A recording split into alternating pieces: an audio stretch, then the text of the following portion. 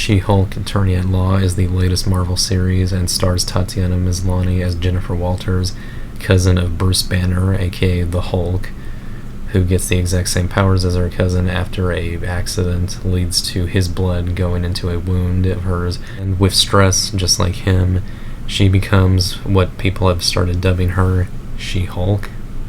As many people might know, the show was a little controversial with its first trailer due to the quality of the special effects, mostly around She-Hulk, as most people pointed out that she looked a bit unfinished.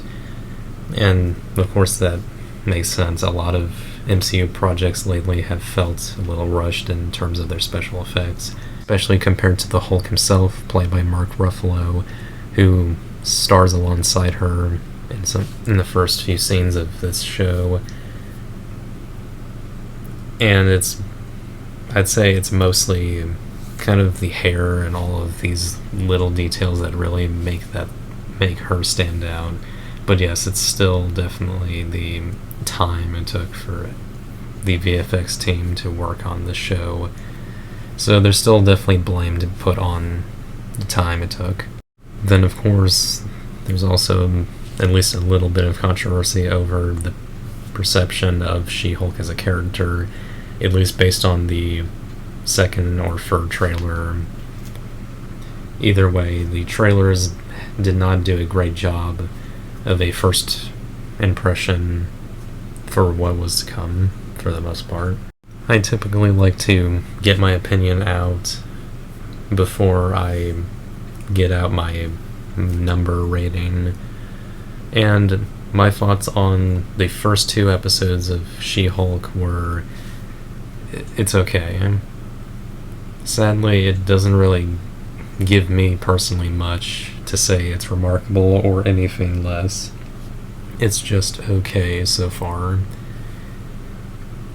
Mainly because they don't give you enough time to really take in everything that's happening, because each episode is clearly going to be 30 minutes. It's not at all any different from the premiere episode, not even a 2-episode premiere like a lot of these shows. So all we were left with was episode 1. Thankfully, I waited to review this show, so episode 2 already came out this week, so I got to watch both of them, and episode 2 gives you a little bit more, but still doesn't paint a bigger picture of what's to come. The plot mainly consists of Jennifer trying to balance her normal life with her new Hulk life, with the help of her cousin Bruce Banner. At least in the first episode a little bit, mind you, because it's just starting out. So we can't always base our opinions as a whole of the entire series in 1 or 2 episodes, for the most part. That's all I can really say. At first, when Jennifer hulks out, so to speak, in a courtroom to stop a supervillain who barges in, she is outed as the She-Hulk, as the people dub her, and she is initially fired from her law firm because of the supposed risks and the fact that she technically caused a mistrial through the fight in the courtroom. But later she's approached and hired by a new superhero division. She is supposed to defend Abomination, played by Tim Roth, the villain from the original Incredible Hulk film, until he apparently breaks out of prison, as he is found on video in a fighting ring, which is supposed to be a scene from Shang-Chi, if you don't know. So that might be a little confusing to people who've never watched Shang-Chi. It's still a little confusing that he's just suddenly there, but oh well, that's episode 2, sadly. That might be the problem with some of these shows. The episodes are very easy to explain. Like, the plots can be sometimes very simple. Obviously, the details can be more helpful for the most part, but I'm not too sure about that.